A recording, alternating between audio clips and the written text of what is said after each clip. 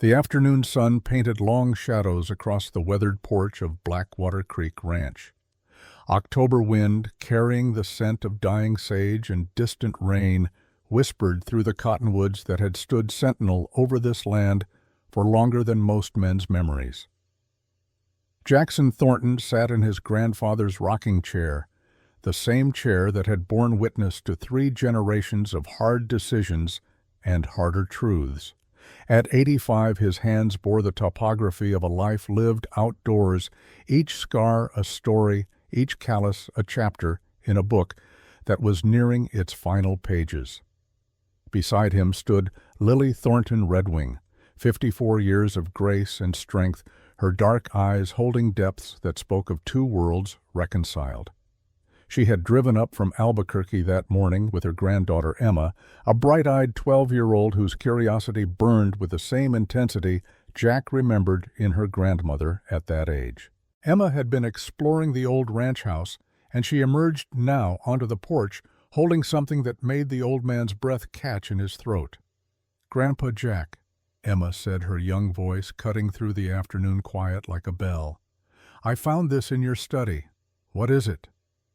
In her hands she held an Apache dream catcher, its sinew web still strong despite decades of hanging in the New Mexico air. Tiny turquoise stones the color of summer sky were woven into the pattern. Jack reached for it with trembling fingers, and the moment his skin touched the worn leather frame 47 years fell away like autumn leaves. "That," he said, his voice rough with memory and emotion, "belonged to your great-grandmother Ayana. She made it the winter after we met, when this ranch became more than just my land. It became our home." Emma settled onto the porch steps, her young face upturned with interest. Lily moved to stand behind her father's chair, one hand resting gently on his shoulder.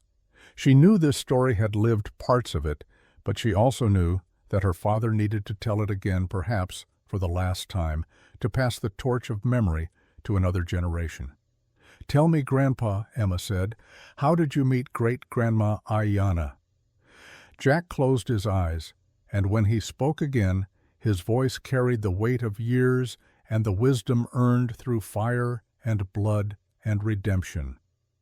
"Child, some stories aren't meant to be forgotten.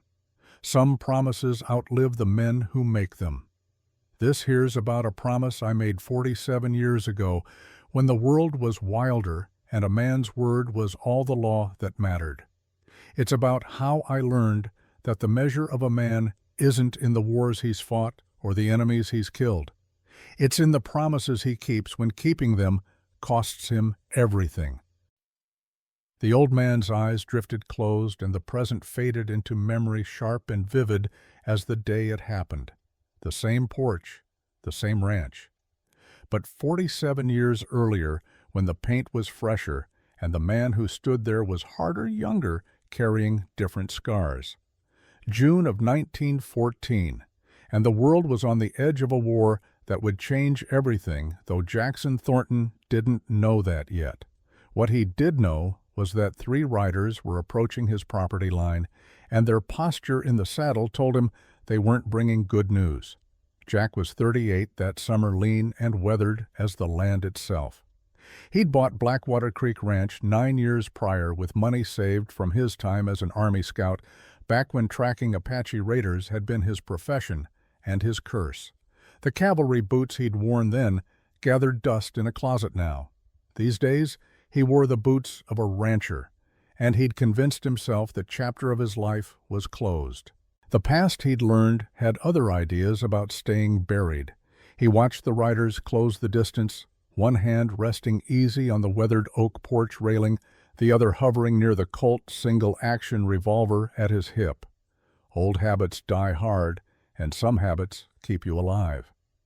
The afternoon sun caught on something metallic among the approaching trio, a glint of brass that made Jack's jaw tighten. Badge. Which meant law, or at least men pretending at it. The lead rider was a man Jack recognized with the kind of recognition that sits bitter in the gut.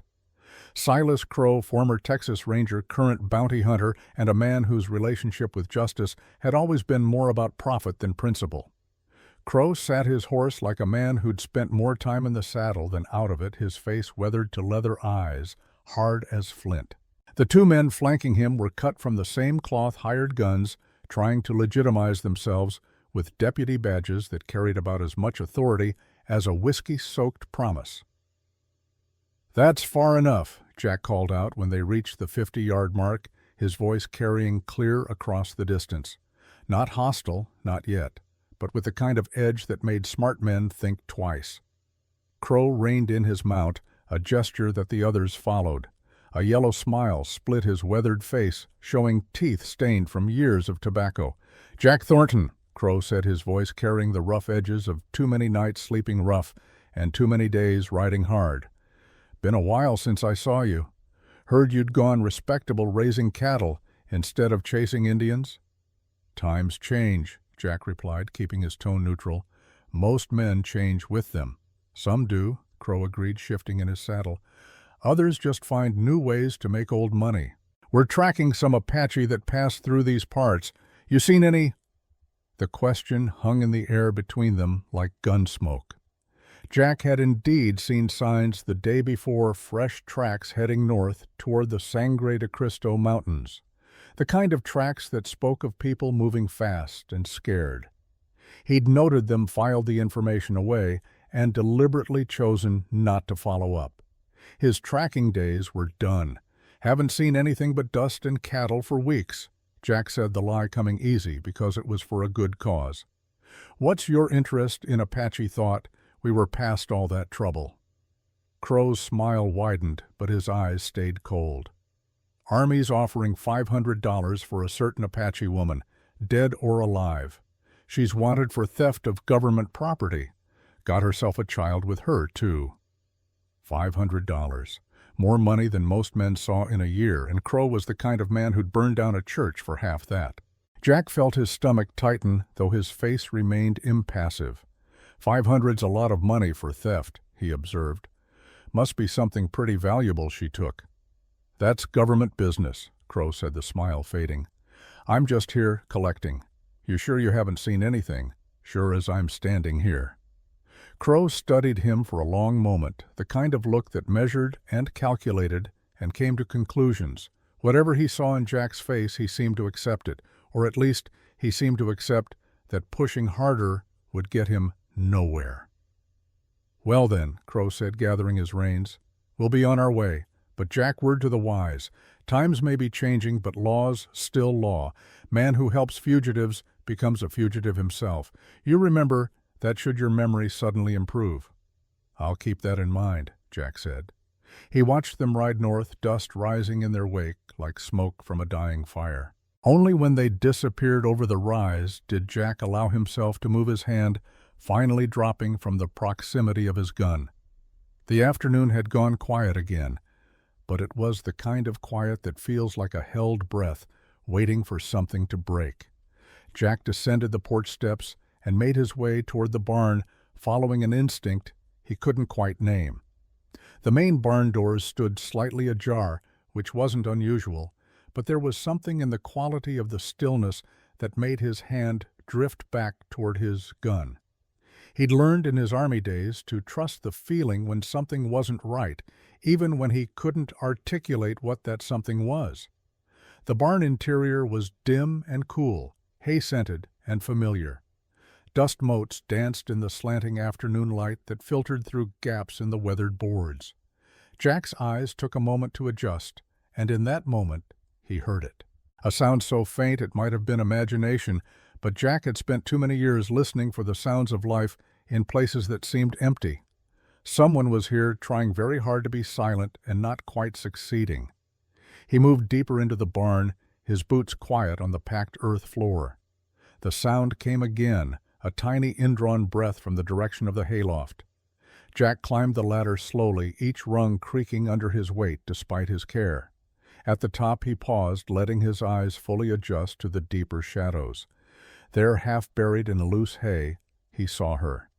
A child no more than 7 years old, Apache by the look of her, clutching a doeskin pouch to her chest, like it was the most precious thing in the world.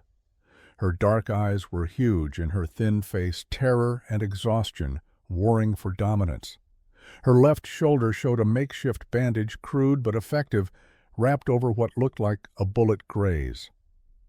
Jack stopped moving, holding himself very still. He'd gentled enough wild horses in his time to know how to approach something small and scared and ready to bolt. "Easy now, little one," he said, his voice pitched low and calm. "I'm not going to hurt you." The child didn't speak, just watched him with wide, fearful eyes. Jack could see her trembling, her fingers white-knuckled around the leather bundle. Slowly telegraphing every movement, he sat down on the hay-strewn floor of the loft, making himself smaller, less threatening. "You hurt?" he asked, nodding toward her shoulder. "Let me take a look at that." Still no response, but her eyes tracked his every movement as he pulled a canteen from his belt and held it out to her. Water was a universal language, and thirst trumped fear more often than not. After a long moment, hunger and thirst won out over caution. The child snatched the canteen, drinking desperately while keeping her eyes locked on him. While she drank, Jack studied her. The bullet graze on her shoulder was a clean wound already starting to heal, but the crude bandage needed changing. More concerning was her overall condition. She was thin, too thin, with the hollow-eyed look of someone who'd gone days without proper food or rest. Her buckskin dress was dusty and torn in places, but remarkably free of blood. She'd been running, that much was clear, and she'd been running hard. "What's your name, little one?" Jack asked softly, though he suspected she didn't speak English. "Where's your mama?" At the word mama, something shifted in the child's face. She pointed west toward the distant blue outline of the Sangre de Cristo Mountains and spoke a single word in Apache. "Shima," mother. Jack didn't speak much Apache, but he'd picked up enough in his years of tracking to know that word. His heart sank. Those mountains were 40 miles of rough country, and if this child's mother was out there, she was either looking desperately for her daughter or past the point of looking for anything. A sound from outside the barn made both of them freeze, hoofbeats approaching at an easy trot. Jack recognized the rhythm even before he heard the familiar voice calling out. "Jack, you in there? Got news from town?" Sheriff Benjamin Caldwell, one of the few men in New Mexico territory that Jack counted as a true friend. They'd served together in Cuba back in '98 during the Spanish-American War, had saved each other's lives more than once in those fever-ridden jungles. Ben had taken a bullet in the leg at San Juan Hill, left him with a limp that grew more pronounced as the years wore on, but it hadn't slowed his determination to do right by the law he served. Jack held a finger to his lips, a universal gesture that the child seemed to understand. Her eyes went, if possible, even wider, but she stayed silent. Jack climbed down from the loft, brushing hay from his clothes, and stepped out to meet Ben before the sheriff could come inside and see what Jack was hiding. Ben sat his horse in the barnyard, a solid man gone a bit thick in the middle, as men in their 40s often do. His badge caught the afternoon sun, a star of authority that Ben wore with more honor than most. He was dressed for riding, his coat dusty from the trail, and his face carried an expression Jack knew well. It was Ben's "I've got bad news, and I hate delivering it" face. "Afternoon, Ben," Jack said, closing the barn door behind him. "What brings you out from town?" Ben dismounted, moving careful with his bad leg, and tied his horse to the hitching post. He took off his hat, running fingers through hair that had gone more gray than brown since the last time Jack had really looked. "Got word from the territorial office," Ben said, his voice heavy. "There's been trouble up in the Sangre de Cristo range. Apache trouble, they're calling it, though I suspect it's more complicated than that." Jack felt his gut tighten, but kept his face neutral. "What kind of trouble?" Ben looked uncomfortable, shifting his weight from his good leg to his bad one and back again. "Official report says a band of renegade Apache attacked some government surveyors 3 days ago, killed 2 men, wounded 3 more. Army's been authorized to conduct pacification operations in response." Pacification operations. The word sat bitter on Jack's tongue. He'd heard those words before in the Philippines back in '02, right before he'd watched an entire village burn to the ground because someone in command decided that collective punishment was easier than actual justice. "Who's running this pacification?" Jack asked, though something in his gut already knew the answer. "Bureau of Indian Affairs agent named Harrison Blackwood," Ben said, and Jack felt the world tilt slightly on its axis. "You know him. Know him." Jack's hand clenched involuntarily, remembering other fires, other screams, other times when Harrison Blackwood had decided that the fastest path to mission accomplished ran straight through the bodies of anyone who got in his way. "Yeah," Jack said, his voice gone flat and hard. "I know him. Philippines campaign '02. He was a captain then, liked to solve problems with fire and bullets. Didn't much care if those problems were armed combatants or farmers who happened to be in the wrong place." Ben's expression went grim. "That tracks with what I've been hearing. Jack, this ain't a pacification. It's a land grab. That territory up in the Sangres has turquoise deposits, valuable ones. And conveniently, there's this small band of Apache living there under some old treaty from back in '86 that most folks have forgotten about." "But Blackwood hasn't forgotten," Jack said. It wasn't a question. "Blackwood hasn't forgotten," Ben confirmed, "and neither have the mining interests that are paying him. Word is they want those Apache relocated so they can start extracting that turquoise. Legal way would take years of court battles. Blackwood's way is a lot faster." The two men stood in silence for a moment, the weight of unspoken knowledge heavy between them. Ben had been with Jack in the Philippines, had seen what happened when men like Blackwood were given authority and no oversight. They both knew what pacification meant when Blackwood was running the show. "How many Apache in this band?" Jack asked. "Reports vary, anywhere from 30 to 50 people, mostly families, some elderly children. Not exactly what I'd call a military threat, but convenient to label as renegades." "Very convenient," Ben agreed. He studied Jack's face, and Jack could see his old friend doing the math, adding up the pieces. "Jack, if you've got one of those Apache hiding somewhere on this property, you need to know that Blackwood has legal authority, federal authority, and I can't protect you if you're harboring what the government considers fugitives." Jack held his friend's gaze steadily. "She's 7 years old, Ben. Got a bullet graze on her shoulder. Probably hasn't eaten properly in days. You telling me that's a renegade?" Ben's face showed the conflict playing out behind his eyes. The law he'd sworn to uphold versus the justice he believed in. It was a conflict Jack knew well, had wrestled with himself more than once.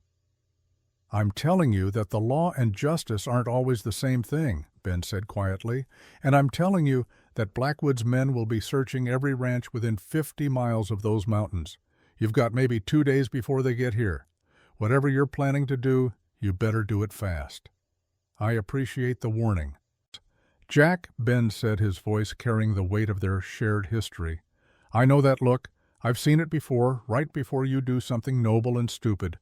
Don't make me choose between our friendship and my badge." "Wouldn't dream of it," Jack said, but they both knew he was lying, and they both knew that Ben knew it. After Ben left, riding back toward town, with the same troubled expression he'd arrived with, Jack stood in the barnyard watching the sun sink lower toward the western horizon. The shadows were getting long, the kind of light that made everything look either beautiful or ominous, depending on your state of mind. Jack's state of mind was leaning heavily toward ominous. He returned to the barn, climbed back up to the loft where the child still huddled in the hay, watching him with those enormous dark eyes. She'd finished the water in his canteen, the pouch once again pressed protectively against her chest. "All right, little one," Jack said gently. "We need to take care of that shoulder, and then we need to figure out what to do with you." He gathered supplies from his saddlebag, basic field medicine that any man who'd served in the Army knew by heart. Whiskey for cleaning wounds, clean cloth for bandages, needle and thread for stitching if needed. The child watched him prepare but didn't bolt, which Jack took as a good sign. "This might sting," he warned, though he suspected she didn't understand the words. The tone seemed to get through, though, because she set her jaw in a way that reminded him of soldiers he'd known, men and women, both who'd faced pain with courage born of necessity. The wound was healing clean, no infection, which was a small mercy. It was a graze from a .30-40 Krag rifle, the kind the Army issued to its scouts and marksmen. Jack had seen enough bullet wounds to recognize the distinctive track it left.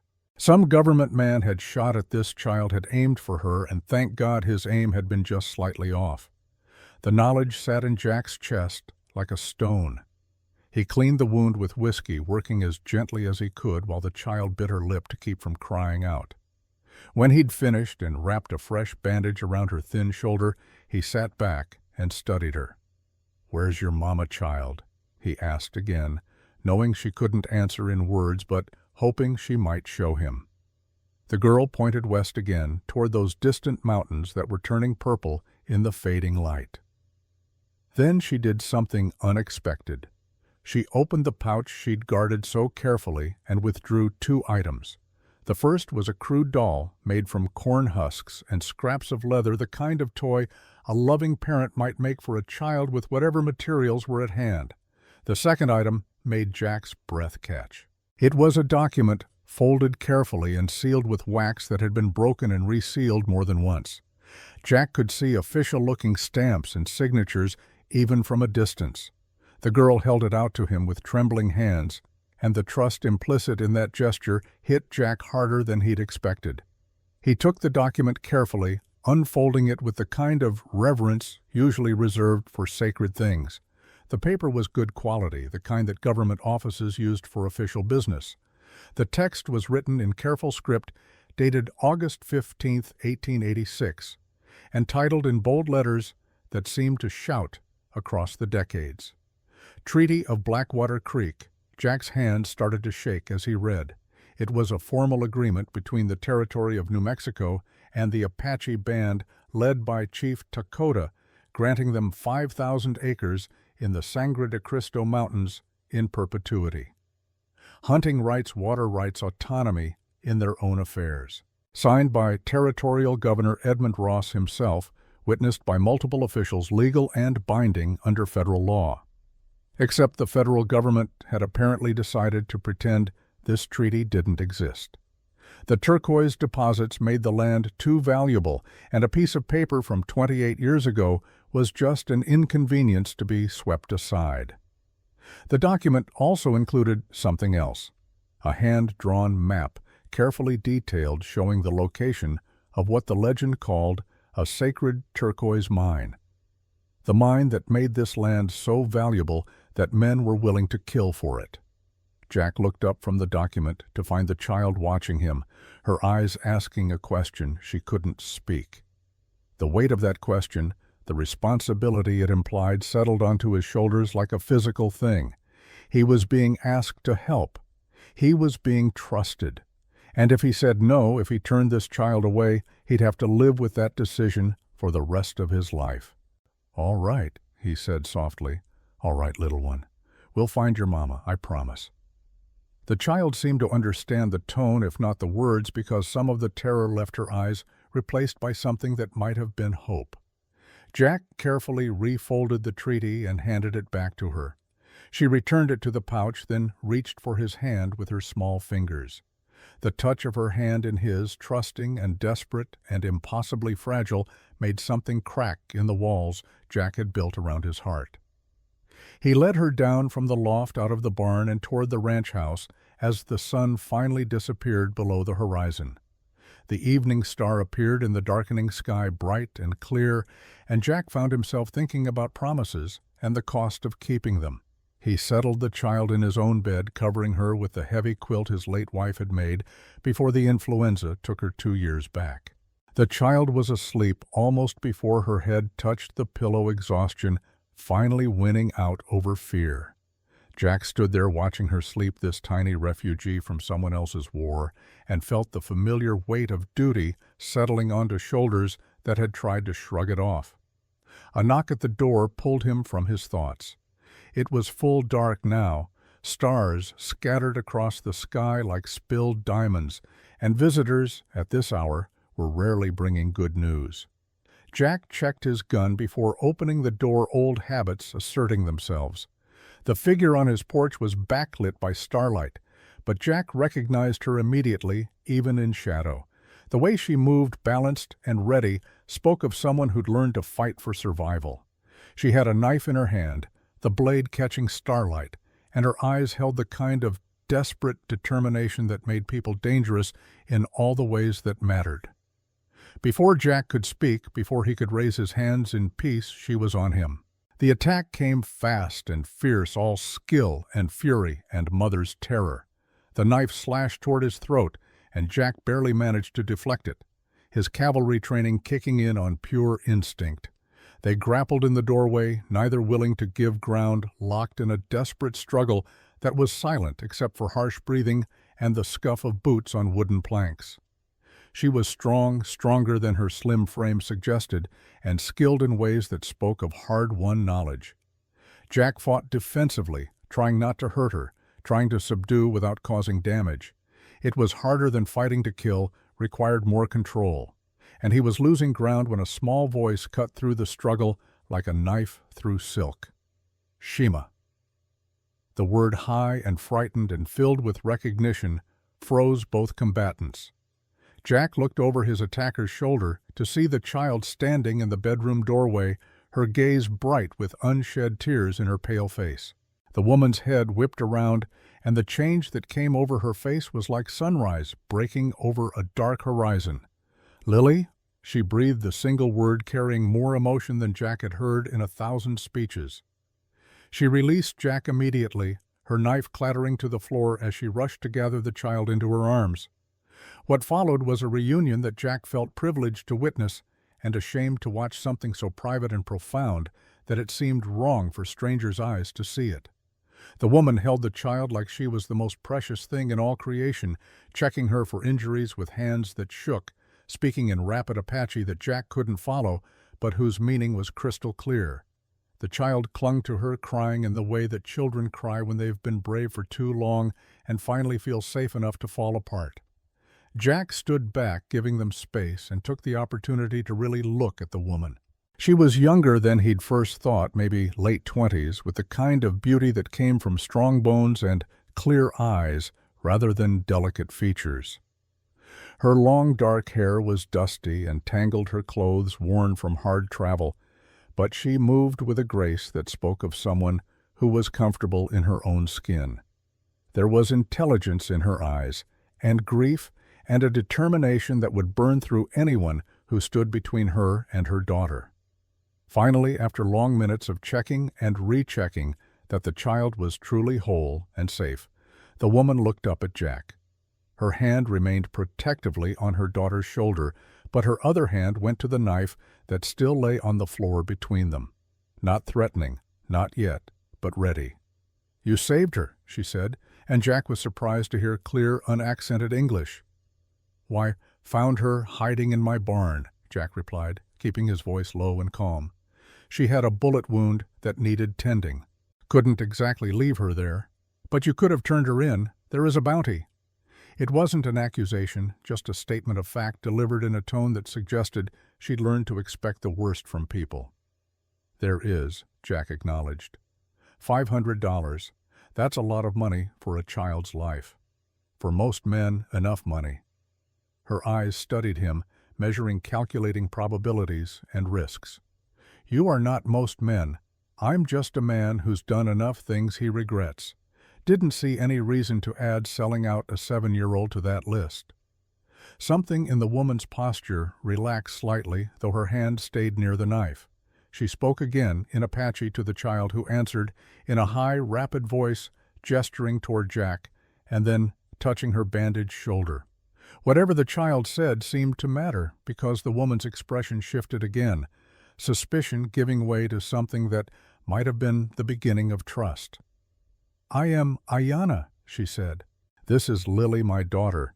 You have my gratitude for protecting her. Jack Thornton, this is my ranch."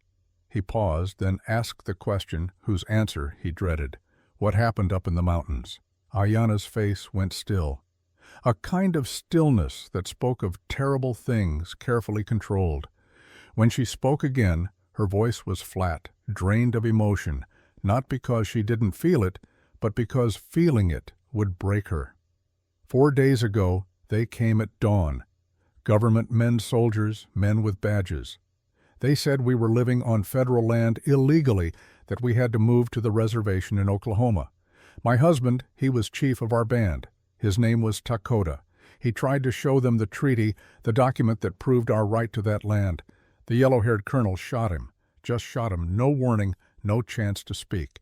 Then they killed the others, men, women, elders who could barely walk. They killed 17 people. She recited the numbers like she was reading from a ledger, but Jack could see the cost of that control in the tightness around her eyes, the way her hand shook slightly where it rested on Lily's shoulder. I was gathering medicine plants with Lily 1/2 mile from the camp. We heard the shots. I hid Lily in a hollow tree and told her to stay silent no matter what. Then I ran back. Her voice cracked just slightly. But I was too late. By the time I got there, they were all dead. The soldiers were searching the bodies looking for the treaty Dakota always carried.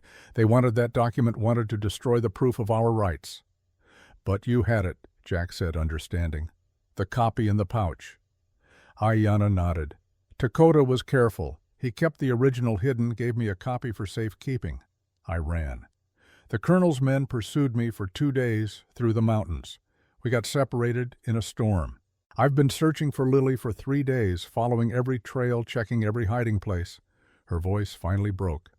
I thought she was dead. I thought I'd lost her too. Jack felt rage building in his chest, the kind of cold, controlled rage that he'd learned to channel in his years as a soldier. Blackwood. Of course it was Blackwood, the same man who'd ordered villages burned in the Philippines, who'd called the murder of civilians acceptable casualties in pursuit of military objectives. Jack had reported him, then had filed official complaints that had disappeared into the bureaucratic void, while Blackwood had been quietly transferred and promoted. And now he was here doing the same thing on American soil to American citizens who had the misfortune of standing between him and something valuable. This yellow-haired colonel, Jack said, though he already knew the answer. Harrison Blackwood. Ayana's eyes widened slightly. You know him, Jack said, the words bitter. Served with him in the Philippines. I was an Army scout back then. Saw him order the execution of an entire village because someone in that village might have been helping insurgents. I reported him. Nothing happened. He kept his commission, kept his authority, and I ended up resigning rather than follow any more of his orders. Then you understand, Ayana said. This is not about renegade Apache. This is about greed and power and land that white men want. Jack nodded slowly. I understand. And I understand that treaty you're carrying is the only thing standing between your people and complete dispossession, which makes it dangerous to have and even more dangerous to try to use. I must take it to the territorial capital, to Santa Fe, file it with the federal land court, make it official record that cannot be ignored. Ayana's voice carried determination that would have moved mountains if determination alone were enough. There must be justice for my people, for Dakota, for the 17 who died. Before Jack could respond, before he could tell her all the ways that plan was dangerous and maybe impossible, the night exploded with sound. A gunshot cracked across the darkness and glass shattered as one of Jack's windows took a bullet. Jack was moving before conscious thought, tackling both Ayana and Lily to the floor as more bullets splintered the doorframe where they'd been standing moments before. United States Cavalry, a voice bellowed from the darkness beyond the ranch house. We have the house surrounded. Surrender the Apache woman and child. Jack's blood ran cold as he recognized that voice. He'd heard it before, screaming orders across burning villages, demanding obedience with the kind of absolute certainty that only came from men who'd never been truly questioned. Harrison Blackwood had found them, and he'd brought enough men to make resistance seem like suicide. From his position on the floor, Jack could see through the broken window to the yard beyond. At least 20 men on horseback, all armed, all positioned to cover every exit from the house. They'd been professional about it, he had to give them that. military precision applied to civilian murder. Jack crawled to his gun cabinet, keeping low, and extracted his Winchester rifle and his Colt revolver. He checked the ammunition in both his hands, steady despite the adrenaline flooding his system. Behind him, Ayana was whispering urgently to Lily in Apache, her voice calm, despite the terror in her eyes. "Thornton!" Blackwood's voice again, carrying that same mix of authority and arrogance that Jack remembered from a decade ago. "I know you're in there. Send out the woman and child, and we'll let you live." "This is private property." "Blackwood," Jack shouted back. "You've got no authority here without a warrant." Blackwood's laugh rang out across the yard, cold and cruel and utterly without humor. "You think I need a warrant, Thornton? I've got federal authority. These are fugitives from justice, and you're harboring them. You've got 1 minute to send them out, or we burn you out." Jack's mind raced, calculating angles and odds, and finding nothing good. 20 men against one, a woman and a child to protect. Multiple firing positions with overlapping fields of fire. If he tried to fight, they'd all die. If he surrendered Ayana and Lily, they'd die anyway, just slower and more cruelly. Some choices weren't really choices at all. "There's a root cellar," Jack said urgently to Ayana. "Trapdoor under that rug. Take Lily and get down there. There's a tunnel that comes out in the barn." "You will be killed," Ayana stated flatly, and Jack admired the calm way she said it, like she was noting the weather. "Not planning on it," he said, though they both knew the odds. "But I didn't survive the Philippines and Cuba just to hand over a child to men like Blackwood. Now go." For a moment Ayana hesitated, and Jack could see the war playing out in her eyes. The need to protect her daughter versus the knowledge that Jack was condemning himself to buy them time. Then she did something unexpected. She leaned forward and pressed her forehead to his, a gesture so intimate and profound that it took Jack's breath away. She spoke in Apache words he didn't understand, but the meaning was clear in her eyes. "Thank you. Honor. Respect." All the things that couldn't be said in English compressed into a moment of connection that Jack would carry with him, however long he had left to carry anything. Then she was moving, gathering Lily and sliding the trapdoor open, disappearing into darkness below. Jack positioned himself by the broken window rifle, ready and prepared to make his last stand. The standoff stretched across the darkness like a wire pulled taut, ready to snap at the slightest pressure. Jack Thornton kept his Winchester trained on the yard, tracking shadows that moved with military precision beyond the reach of his lamplight. 20 men, maybe more, all of them armed and positioned to turn his ranch house into a coffin.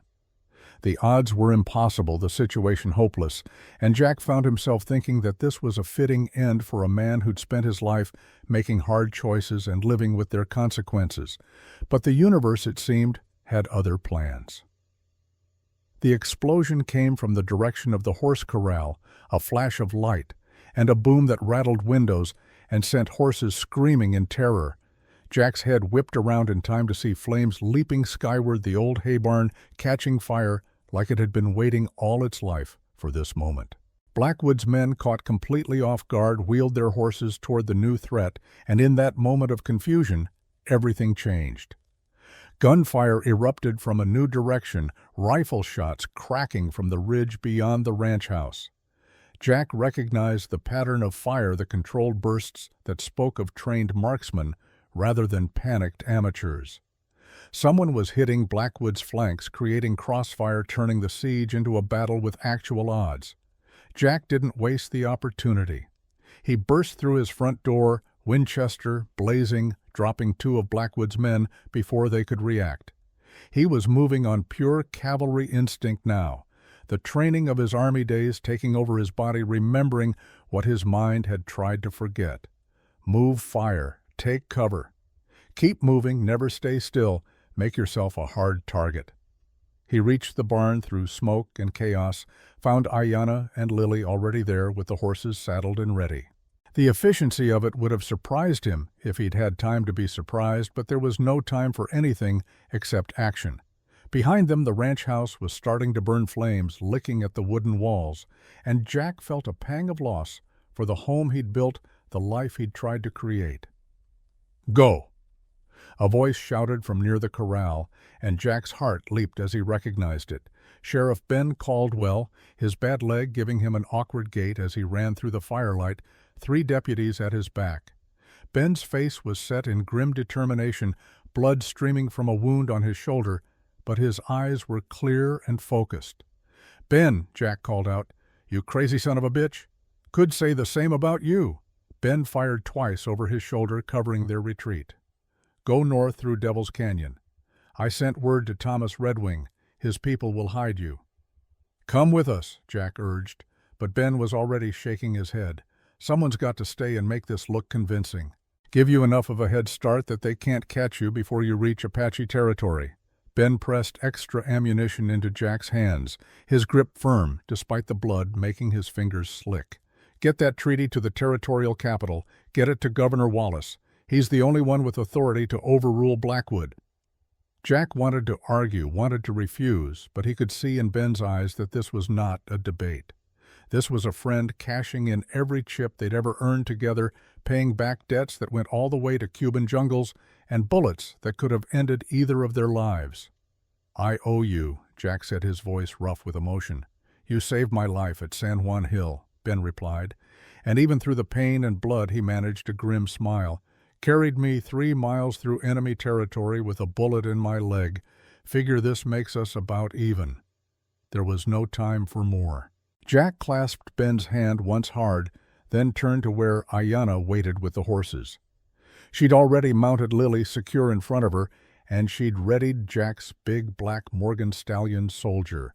The horse danced nervously, spooked by the fire and gunshots, but calmed when Jack swung into the saddle.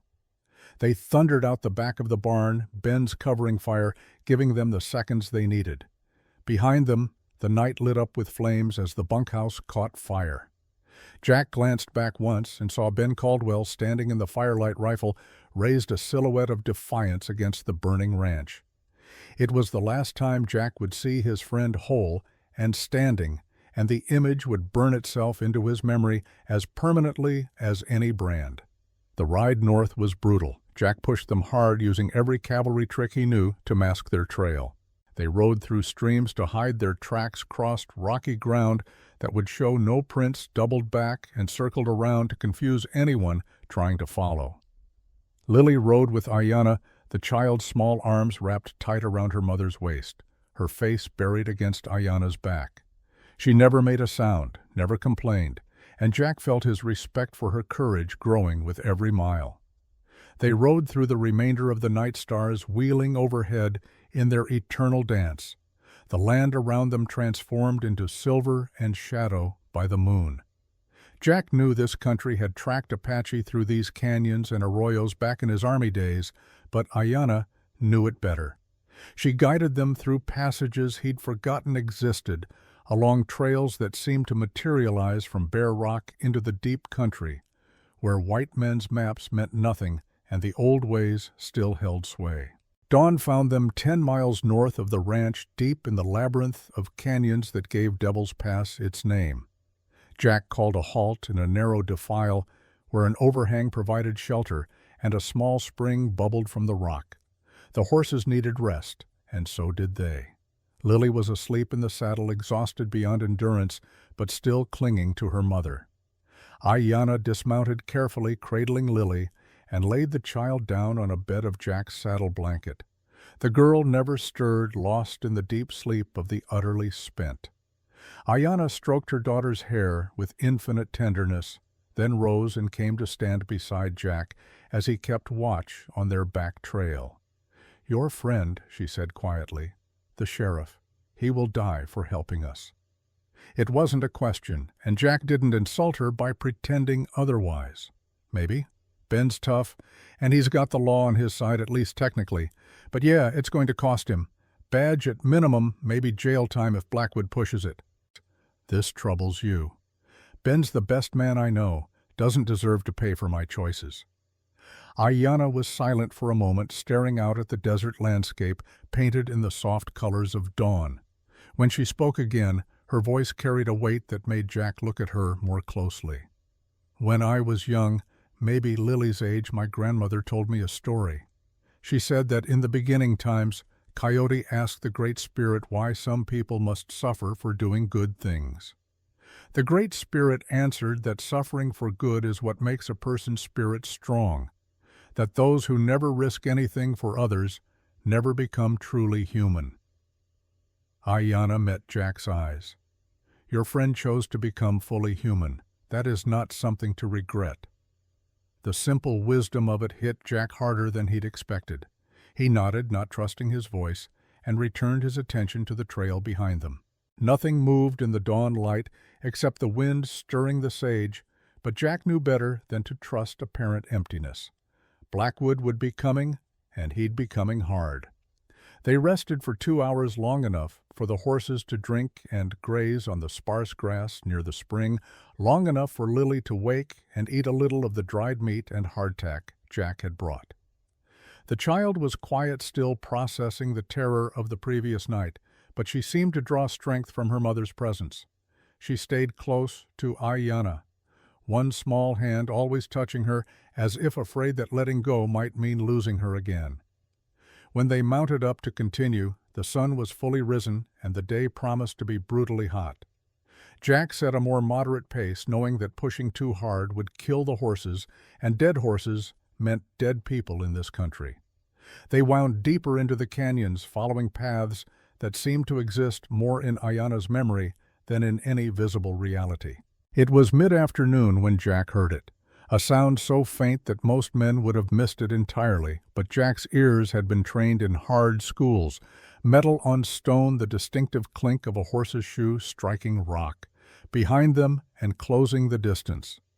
"We've got company," he said quietly, and Ayana's head came up, her whole body going alert. She listened for a moment, then nodded. "At least 5 riders, maybe more, moving fast. Can we outrun them?" "Not with tired horses and a child." Ayana's voice was calm, already calculating alternatives. "But I know a place. If we can reach it, we can make them pay for every step." They urged their horses to greater speed, pushing them as hard as they dared through increasingly narrow passages. The canyon walls rose higher on either side, blocking out the sun, creating a twilight world of shadow and stone.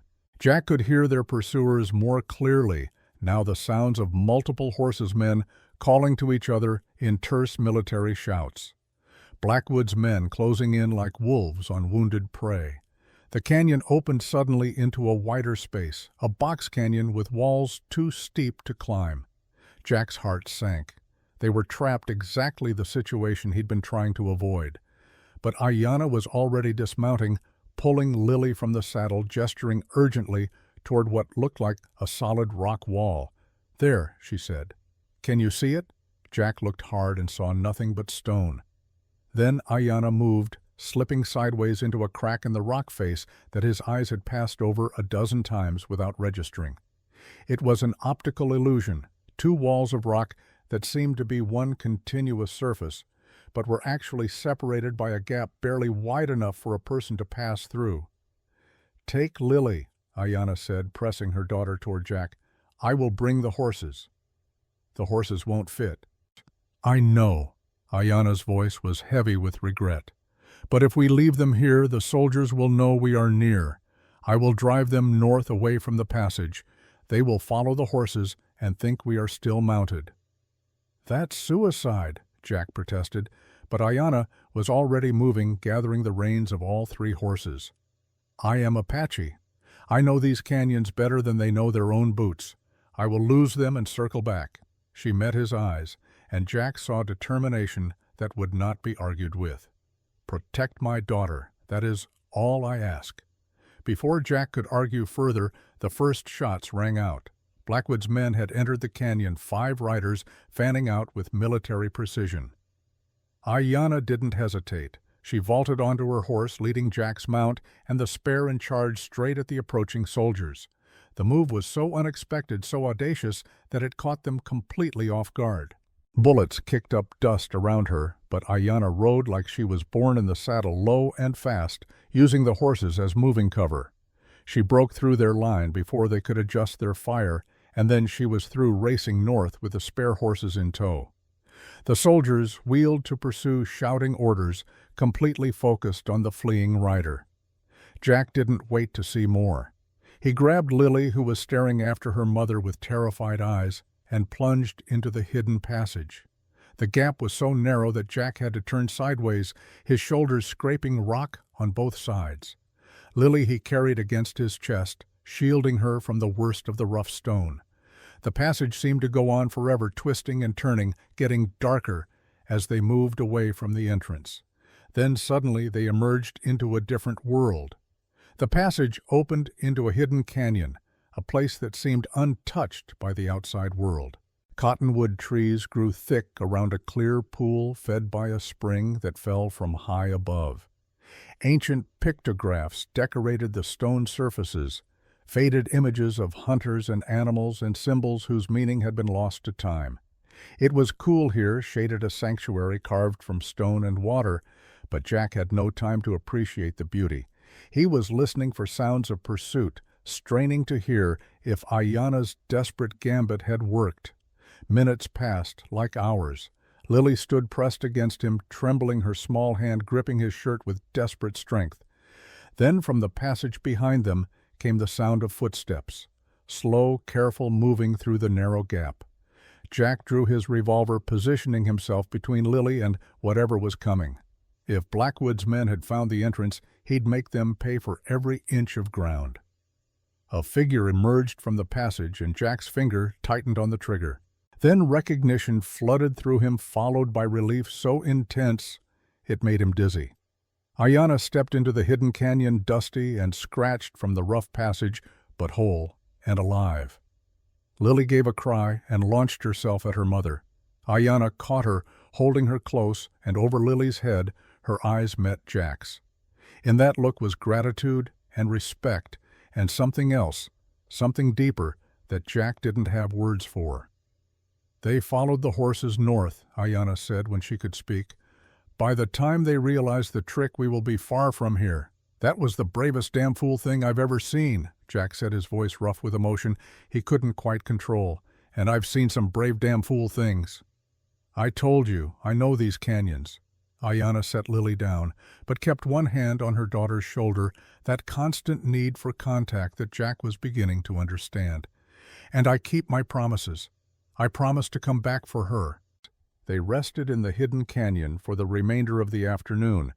There was no way forward until dark, Ayana explained. The passage out was on the far side, and it emerged into open ground that would expose them to anyone watching. Better to wait for night, when Apache knowledge of the land would give them an advantage over soldiers who relied on sight alone. As the sun set and the hidden canyon filled with twilight shadows, Ayana built a small fire so tiny and carefully constructed that it produced almost no smoke. She had some dried meat and corn cakes in a pouch she'd carried, and they ate sparingly, knowing that supplies would have to last. Lily fell asleep with her head in her mother's lap, exhausted by terror and flight, and the simple relief of being reunited. "Tell me about your husband," Jack said quietly, keeping his voice low so as not to wake the sleeping child. "About Dakota." Ayana was silent for a long time, her fingers stroking Lily's dark hair with an absent, tender motion. When she spoke, her voice carried the weight of grief still fresh and raw. "Dakota was a good man, a wise man. He believed that our people could live in peace with yours if both sides honored their agreements. The treaty that the government wants to pretend does not exist, Dakota negotiated that with Governor Ross in 1886. He was young then, only 25, but he spoke with the wisdom of the elders. Governor Ross respected him, called him a man of honor." "What happened to Ross?" "He died 7 years ago, heart failure. With him died the memory in your government that we had legal rights to our land. New men came, men who saw only the turquoise in our mountains and not the people who lived there." "And Blackwood," Ayana's face hardened. "He came 3 months ago. Said he was there to make sure we were following reservation rules. We showed him the treaty proved we were on our own land legally. He smiled and said that was all very interesting, and then he left. 1 month later, the surveyors came. 2 weeks after that, the massacre. He needed to eliminate the evidence, Jack said, understanding the cold logic of it. Anyone who knew about the treaty, anyone who could testify to its authenticity, kill them all, destroy the documents, and suddenly the land is just vacant territory available for development. Except he did not find the treaty. Dakota kept the original hidden in a sacred place known only to him and his brother. The copy I carry is enough to prove our case if we can get it to people who care about justice.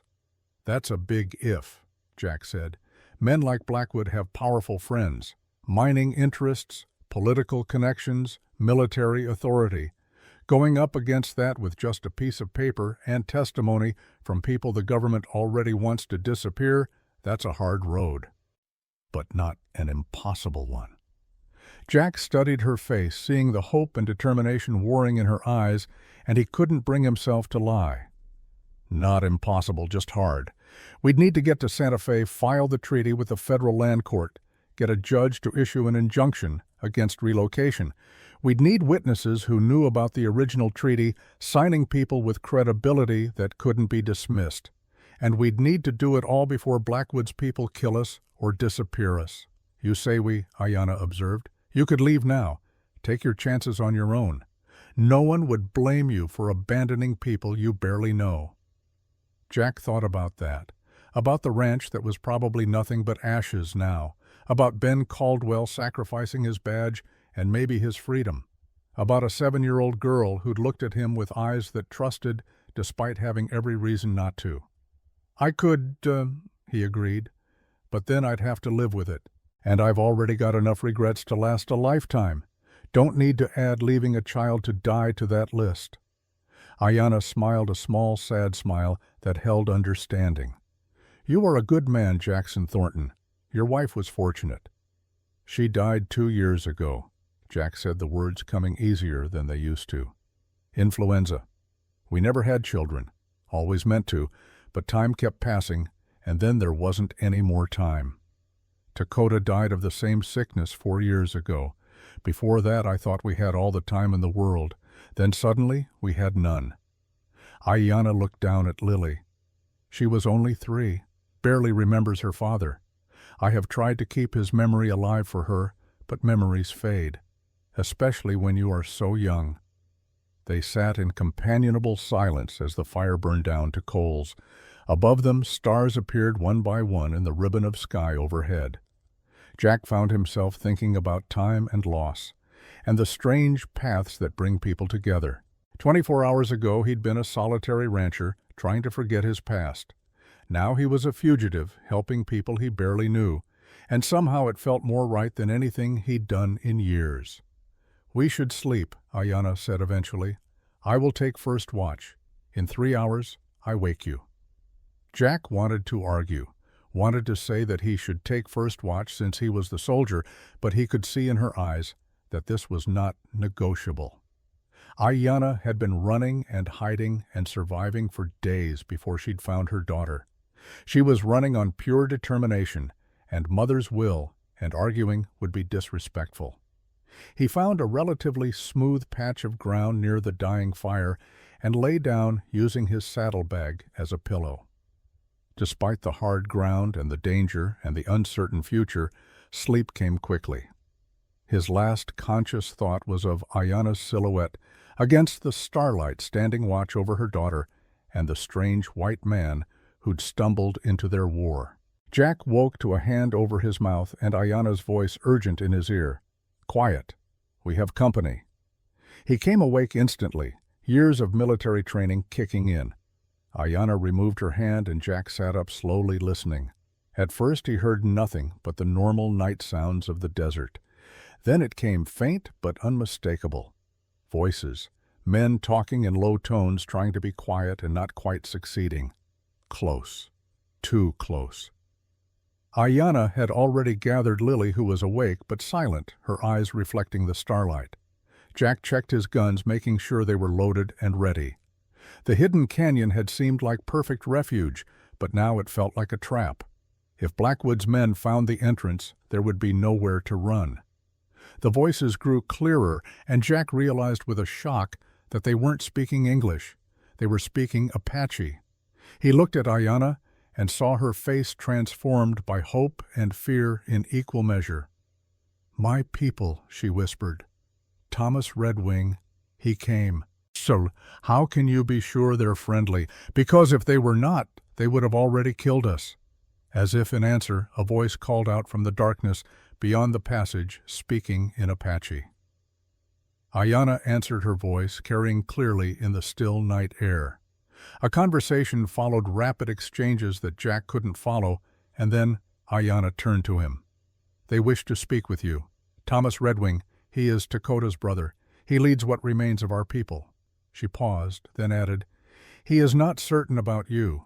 A white man, former Army scout, now claiming to help us. He wants to see your eyes when you speak." "Fair enough," Jack said. "I'd be suspicious too." They made their way through the narrow passage, Lily between them, and emerged into the box canyon on the other side. A dozen men waited there, Apache warriors armed with rifles and bows' faces painted for war. In the center stood a man who could only be Thomas Redwing. He was perhaps 55 tall for an Apache, with a face that looked like it had been carved from the same stone as the canyon walls. His eyes were hard and measuring as they fixed on Jack, and Jack met that gaze without flinching.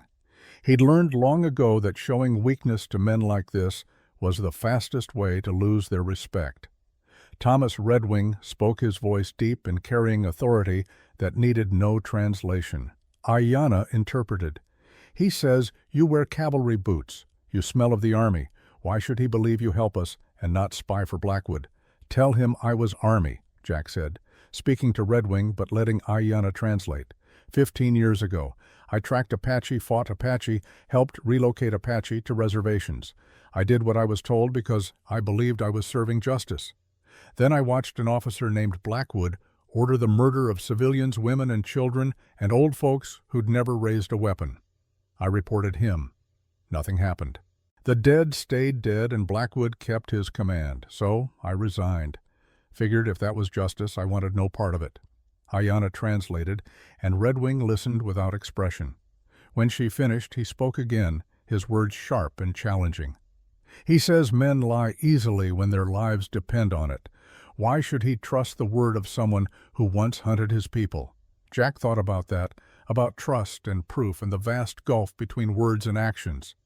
Then he did something that made Ayana gasp and the warrior's tense hands moving toward weapons. He removed his gun belt, the Colt, and all the ammunition and held it out to Thomas Redwing. "Tell him I can't prove my words are true. All I can do is trust that his are. I'm putting my life in his hands. If he decides I'm lying, I won't be able to stop him from killing me. That's the only proof I can offer, the same trust I'm asking him to give me." The silence that followed was absolute. Even the night insects seemed to hold their breath. Redwing stared at Jack and Jack stared back, and between them passed an understanding that needed no words. This was the Apache way, the old way. Trust earned through vulnerability, honor proven through risk. Finally, Redwing reached out and took the gun belt. He examined the Colt, his fingers tracing the worn grip with the touch of someone who understood weapons. Then he spoke, and this time there was something in his voice that might have been respect. Ayana's voice shook slightly as she translated. "He says you are either very brave or very foolish, perhaps both. He says that Lily speaks well of you, says you treated her wound with skill, and gave her food and water, when you could have taken the bounty. He says children do not lie about such things." She paused.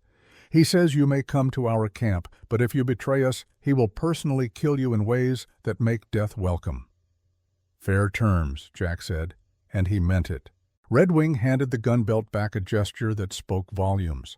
Jack strapped it on, feeling the familiar weight return to his hip, and something in the careful neutrality of the warriors' faces told him he'd passed some kind of test.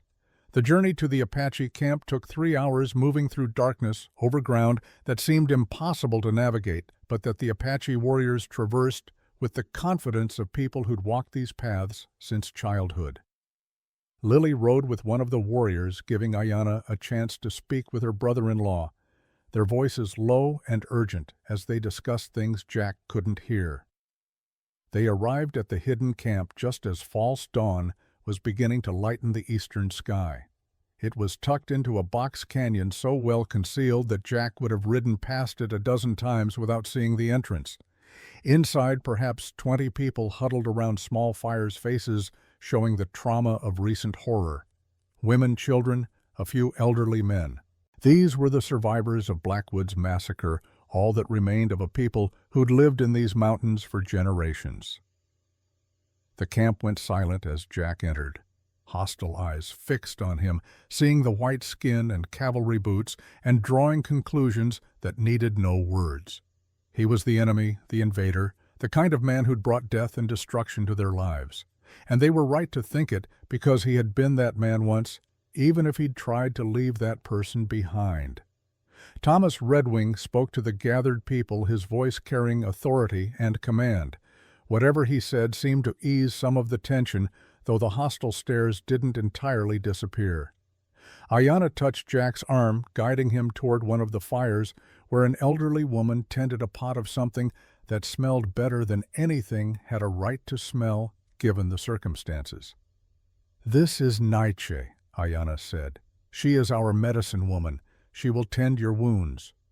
"I'm not wounded," Jack protested, but Nietzsche was already pulling him down to sit beside the fire.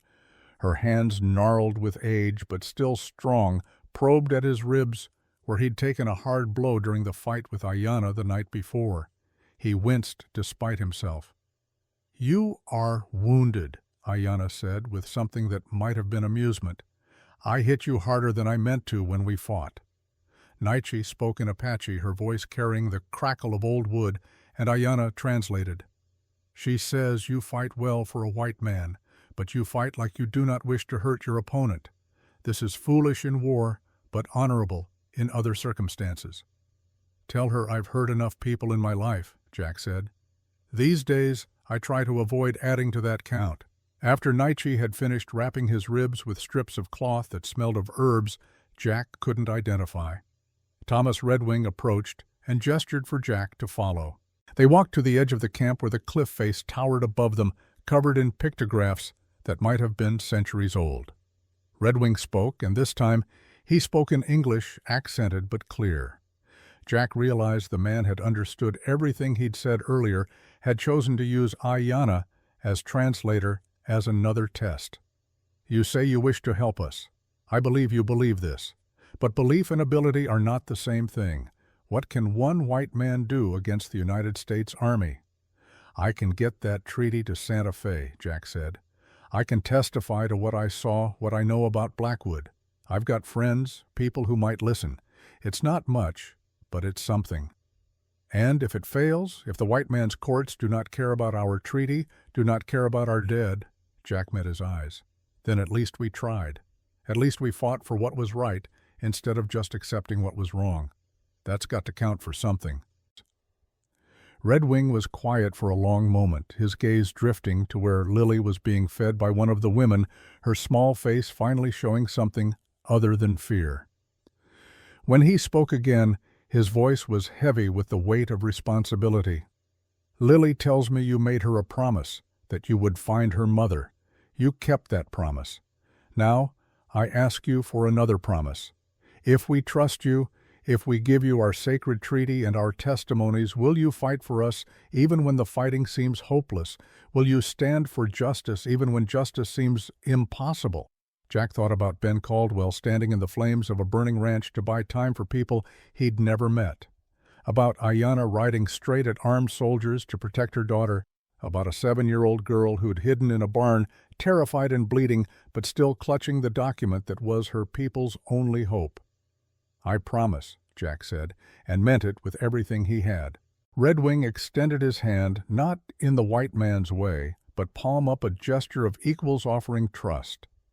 Jack placed his hand over Red Wing's, and between them passed an understanding that would bind them through the trials ahead. The sun was fully up now, bathing the rock faces in shades of gold and crimson, and Jack Thornton stood among the people he'd once been paid to hunt, now sworn to protect them with his life. The irony wasn't lost on him, but neither was the rightness of it. Sometimes redemption came in strange packages, and sometimes the only way forward was through the very doors you'd spent a lifetime trying to avoid.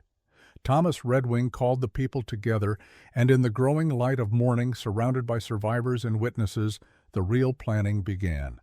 The Apache camp stirred to life as the sun climbed higher, painting the hidden canyon in shades of amber and rust. Jack Thornton sat cross-legged beside Thomas Redwing's fire, a cup of bitter root tea warming his hands, watching as the survivors of Blackwood's massacre went about the business of staying alive. Children too young to understand the full weight of what had happened played quietly near their mothers. Women prepared what little food they had, stretching meager supplies with the kind of resourcefulness born from generations of survival. The elderly sat in small groups, their faces carved with grief for the dead and determination for the living. Jack felt the weight of their eyes on him, measuring, judging, trying to reconcile what they knew of white men with the reality of one who claimed to stand with them. He didn't blame them for their suspicion. Trust was a currency that had to be earned, especially when the price of misplaced trust was measured in bodies and burning homes. Thomas Redwing spoke his words, drawing everyone's attention, and the activity gradually ceased as people gathered around the central fire. Ayana moved to stand beside Jack Lily's small hand clasped firmly in hers. The child looked better this morning. Some color returned to her cheeks, though her eyes still carried shadows too deep for someone so young. "My brother-in-law wishes to hold counsel," Ayana said quietly to Jack. "He will ask the elders and warriors to decide our path forward. You will be asked to speak. What should I say? The truth. It is all any of us can offer now." The council assembled with practiced formality. 4 elders, 3 warriors, and Ayana as keeper of the treaty. Jack stood until Redwing gestured for him to sit. Standing Bear, eldest among them, spoke first.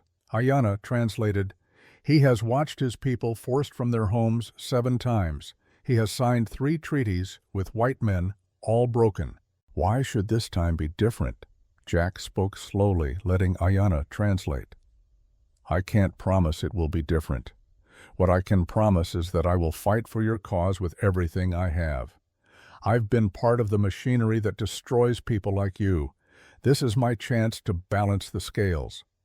Standing Bear's response was blunt. "Words are wind. Why should we believe your heart is different from your face? Giu Nguyen, fan metal burning, de la core emotional moment." The silence that followed was profound. Standing, Bear's eyes studied Jack with piercing intensity. When he finally spoke, his voice had lost some of its hardness. The challenge hung in the air like smoke. Jack felt the eyes of every person in the camp on him, waiting to see how he would respond. He thought about all the justifications he could offer, all the explanations of his past and his intentions. Then he realized that words truly were wind, and what these people needed was something more substantial. He reached into his pocket and withdrew a small leather pouch worn smooth from years of carrying. From it, he extracted a medal tarnished with age but still recognizable. It was a military commendation awarded for valor during the Philippine campaign, the same campaign where he'd first encountered Blackwood's brutality. "This," Jack said, holding up the medal so all could see, "was given to me for following orders that resulted in the deaths of civilians, women and children who were in a village we suspected of harboring insurgents. I was told I'd done my duty, that I'd served with honor." He paused, feeling the familiar shame rise in his throat. "I've carried this for 12 years as a reminder of what I became when I stopped questioning orders, when I let other men's evil become my own." He stood and walked to the fire at the center of the gathering. Without hesitation, he dropped the metal into the flames. The metal glowed red, then white, as fire consumed the ribbon and began to tarnish the bronze. "I can't undo what I did," Jack said, his voice rough with emotion. "I can't bring back the dead or make right what was wrong. All I can do is choose differently now, stand for what's right, even when it costs everything. That's not words. That's a promise written in whatever time I have left." The silence that followed was profound. Even the children had stopped their quiet play, sensing the gravity of the moment. Standing Bear's eyes sharp, despite his age, studied Jack with an intensity that seemed to pierce straight through to his soul. When he finally spoke again, his voice had lost some of its hardness. Ayana translated, and her voice carried a note of surprise. "He says you have the courage to face your shame. This is rare in any man, rarer still in a white soldier. He says the council will consider your words and your actions together." The four elders withdrew to confer, their voices too low for Jack to hear, even if he could have understood the language. The waiting stretched out tense and uncertain, while Jack stood beside the fire and watched his metal slowly melt into shapeless metal. It felt right somehow to watch it destroyed, like cutting away infected flesh to save the body. Lily approached him, moving with the careful steps of a child who'd learned to be quiet and unobtrusive. She looked up at him with a gaze too solemn for one so young, then did something that made Jack's throat tighten. She reached out and took his hand, her small fingers wrapping around his calloused ones with complete trust. "Papa Jack," she said softly, using the name she'd given him in a moment of terror and exhaustion. The watching Apache saw their youngest survivor choosing to stand with the white man, and Jack could feel the shift in atmosphere like a change in the wind. Ayana came to stand on his other side, and when she spoke, she pitched her voice loud enough for all to hear. "This man found my daughter when she was hiding and terrified. He could have taken the bounty money, $500 for turning her over to Blackwood's men. Instead, he treated her wounds, fed her, protected her. When I came for her with a knife in my hand, ready to kill anyone who stood between us, he fought only to defend himself, never to harm me. When Blackwood's men surrounded his home, he sent us to safety while he faced certain death." She looked at Jack, and in her eyes was something that made his heart beat faster. "I have seen evil men, and I have seen good men. Jackson Thornton is good even when being good costs him everything." The elders returned, and Standing Bear spoke with the authority of the council's decision. Ayana's translation came with barely suppressed relief. "The council has voted 4-3 in favor of trusting you." She paused. "But there is a condition. Thomas Redwing must accompany you to Santa Fe. If this is a betrayal, if you lead us into a trap, he will kill you before you can do further harm to his people." Jack stared unflinchingly at Redwing and saw there the cold promise of exactly that. "Fair terms," he said, and meant it. "Good," Redwing said in English, surprising some of the gathered people who hadn't known he spoke the language. "We leave tomorrow at dawn. Tonight we prepare." The rest of that day passed in a flurry of activity. Jack worked alongside the Apache warriors, helping to organize supplies for the journey to Santa Fe, sharing what he knew of the territory they'd have to cross and the dangers they'd likely face. The warriors were professionals. He quickly realized, men who'd been fighting for survival their entire lives and had learned lessons written in blood and loss. One of the younger warriors, a man perhaps 28 with quick eyes and quicker hands, approached Jack as the afternoon shadows began to lengthen. His name, Ayana told him, was Grey Wolf, and he'd been one of Dakota's most trusted fighters. "You know the white man's military," Grey Wolf said through Ayana's translation. "How will they try to stop us?" Jack appreciated the directness. "Blackwood will have men watching all the main roads to Santa Fe. He'll have scouts in the passes, maybe even men inside the city itself. He knows we're heading. There knows that's our only real chance. So he'll try to intercept us before we can file that treaty with the territorial court. Then we do not take the main roads. No, we don't. but even the back trails he'll have them covered.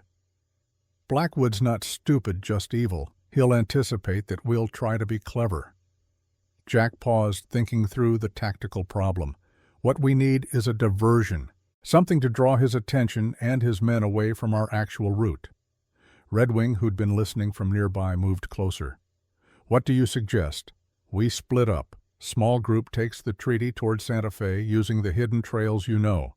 Larger group makes a lot of noise on the main roads, leads Blackwood's men on a chase in the wrong direction. Jack met Redwing's eyes. Dangerous for the group, that's the decoy. They'll have superior numbers hunting them. But the group with the treaty will have a better chance of reaching Santa Fe, Redwing finished. He considered this for a moment. I will lead the decoy group. You and Ayana take the treaty. No, Ayana said sharply, and both men turned to look at her. Lily needs to go with the decoy group. If Blackwood captures the treaty group, they will torture and kill everyone. But if they capture the decoy group and Lily is with them, Blackwood will hesitate. He knows I will never stop hunting him if he harms my daughter. It gives the decoy group leverage. Jack started to protest, hating the idea of deliberately putting the child in danger, but he could see the cold logic of it. Blackwood was many things, but he wasn't completely without survival instinct. Killing a 7-year-old girl would make him a monster, even by frontier standards, would turn public opinion against him in ways that might overcome even his political connections. Having Lily with the decoy group was insurance, terrible insurance, but insurance nonetheless. I don't like it, Jack said. Neither do I, Ayana replied. But we do not have the luxury of only choosing options we like. We must choose what gives us the best chance of success. Redwing nodded slowly. Ayana speaks wisdom. Gray Wolf will go with her and the white man to Santa Fe. I will take Lily and 10 warriors on the main road. We will make much noise, leave obvious trail. Blackwood's men will follow us while the treaty reaches safety. The plan was set then, and with it came the heavy knowledge that they were deliberately separating a mother from her daughter, putting that child at risk as a tactical necessity. Jack saw the pain it caused Ayana, the way her hand tightened on Lily's shoulder, the brightness of unshed tears in her eyes. But she didn't protest further, didn't let her mother's heart override the cold calculation of what needed to be done. That evening, as the sun set and turned the canyon walls to fire, Jack found himself sitting with Ayana and Lily near the edge of the camp. Lily was between them, leaning against her mother, and the three of them watched the stars emerge one by one from the darkening sky. When I was small, Ayana said quietly, my grandmother taught me the stories of the stars. She said each light was a warrior who had died with honor placed in the sky by the Great Spirit to watch over the living and guide them through darkness. That's beautiful, Jack said. She also said that the brightest stars were those who had suffered most in life, who had faced the greatest darkness and still held to what was right. Their light shined stronger because it was tested by shadow. Ayana looked at him. I think you will be a bright star one day, Jackson Thornton. I'd rather stay right here, Jack replied, and was surprised by how much he meant it. Seems like I've spent my whole life running from one thing or another. First, I ran toward the Army, thinking military service would give my life meaning. Then I ran from the Army when I saw what it had made me, ran to ranching, thinking I could build a quiet life and forget the past. Now here I sit, running again, but this time it feels different. Different how? Jack thought about that, searching for words to match the feeling. Like I'm finally running toward something instead of away. Like maybe all that running was just a long road to get me here to this moment, to a place where I could actually make a difference. Lily had fallen asleep, exhausted by the day's events, her small head resting against her mother's shoulder. Ayana stroked her daughter's hair with infinite gentleness, and when she spoke again, her voice carried depths of emotion that made Jack's chest ache. Dakota used to say that the Great Spirit puts people in each other's paths for a reason, that there are no accidents, only meetings we don't yet understand the purpose of. She looked at Jack, and in the starlight, her face held a beauty that went beyond mere features. I think he was right. You were meant to find Lily. We were meant to find each other, not by accident, but because there is something we are meant to do together." The weight of those words hung between them, charged with meaning that went beyond the immediate crisis. Jack felt something shift in his chest, a wall he'd built around his heart after his wife's death beginning to crack. Ayana was watching him, and in her eyes he saw recognition of his feelings and perhaps an echo of them in her own heart. "When this is over," Jack said, the words coming before he could stop them, "when we've delivered that treaty and fought whatever fights need fighting, I want to ask you something. But not now. Not when we're running for our lives and the future is so uncertain. When we can sit somewhere safe and think about tomorrow without wondering if we'll live to see it." "I know what you want to ask," Ayana said softly, "and I know what my answer will be. But you are right. Some questions deserve to be asked when there is time to honor them properly." When they sat in comfortable silence after that three people who'd become a temporary family through circumstances and choice, watching the stars wheel overhead and listening to the quiet sounds of the camp settling for the night. Tomorrow would bring danger and separation and all the risks inherent in their desperate plan. But tonight, for a few hours, they could simply be. Dawn came too soon, painting the canyon walls with light that seemed to mock the darkness of what they were about to do. The camp was already awake, warriors checking weapons, women packing what little could be carried. The atmosphere was tense with the knowledge that this might be the last time they saw each other, that the decision made yesterday could lead to capture or death for some or all of them. Jack watched Ayana say goodbye to Lily, and it was one of the hardest things he'd ever witnessed. The mother knelt before her daughter, holding the child's face in both hands, speaking in rapid Apache that carried all the love and fear and desperate hope of a parent sending a child into danger. Lily was crying, silent tears running down her small face, but she nodded at whatever her mother was saying, showing courage that shamed Jack for every moment he'd ever complained about hardship in his comfortable life.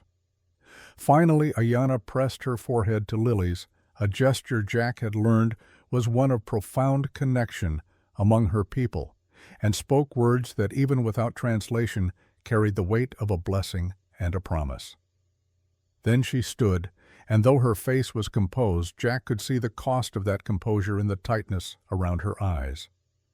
Lily walked to Jack, looked up at him with eyes that held both courage and fear, and said in careful English, "You keep Mama safe." Jack knelt down to her level. "I promise, little one, with my life." Lily nodded, satisfied with that answer, in the way only children can be seeing truth where adults might hear only comfortable words. She hugged him quick and fierce, then ran to Thomas Redwing's side. Redwing placed a protective hand on her shoulder, his face showing nothing of what he felt but his eyes. When they met, Jack's carried a clear message. "Bring Ayana back whole, or don't come back at all." The two groups prepared to separate, moving to opposite ends of the canyon. Grey Wolf joined Jack and Ayana, along with two other warriors who would serve as scouts and guards. They traveled light, carrying only weapons, basic supplies, and, most importantly, the treaty document wrapped in oiled leather to protect it from the elements. Redwing's larger group was mounted and armed, ready to make a show of force and draw attention. They would head north first, then swing east toward Santa Fe on the main road, making sure they were seen, making sure Blackwood's scouts reported their presence. By the time Blackwood realized he was chasing a decoy, Jack and Ayana should be close enough to Santa Fe to make a final dash for the territorial capital. Should be. The whole plan rested on assumptions and hopes and the slender thread of luck. "Be careful," Jack said to Redwing, the words inadequate for what he wanted to express. "Always," Redwing replied. Then, surprising Jack, he extended his arm in the Apache way, palm up. Jack placed his hand over Redwing's, and the older man's grip was iron strong. "You have proven yourself, white man. But if you fail to protect my sister-in-law, I will hunt you across this world and the next." "Understood," Jack said, and meant it. They parted, then the two groups heading in opposite directions, each carrying with them the hopes and survival of people who'd already lost too much. Jack led his small party south away from the obvious routes into country that only Apache and the most skilled trackers knew existed. Gray Wolf moved ahead as point scout, his knowledge of the land absolute, finding paths through terrain that looked impassable to Jack's trained but foreign eyes. They traveled hard through the morning and into the afternoon, pushing themselves and their horses to the edge of endurance.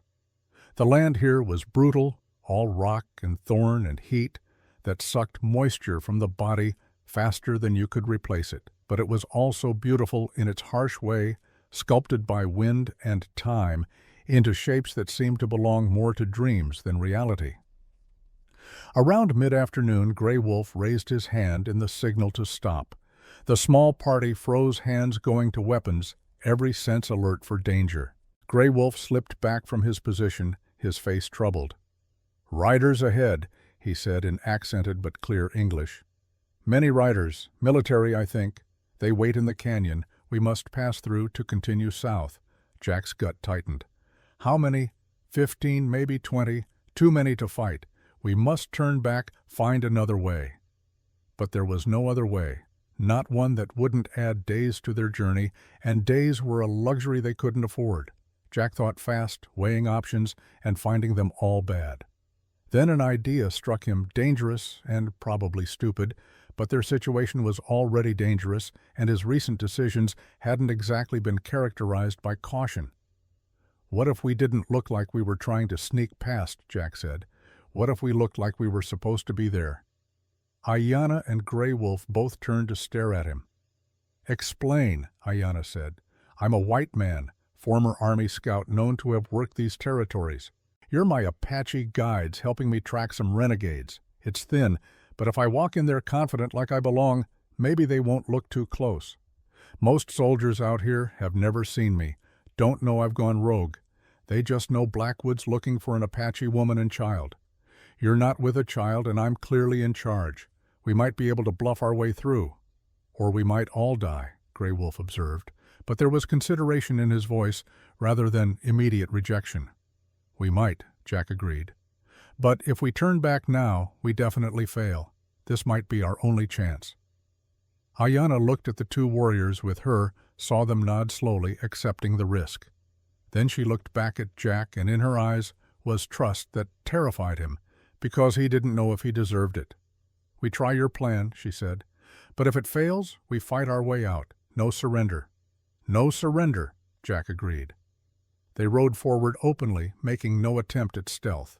Jack rode in front, sitting his horse with the confidence of someone who had every right to be exactly where he was.